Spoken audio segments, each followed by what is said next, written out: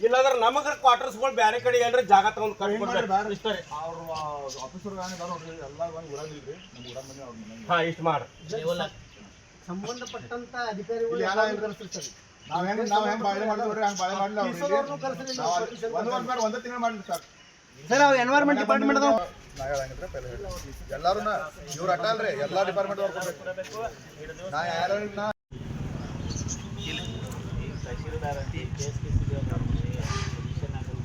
ಅವಾಗ ಬರ್ಬೇಕಾಯ್ತು ಮಾತಾಡತ್ತೀರಿ. ಹಾಂ ರೀ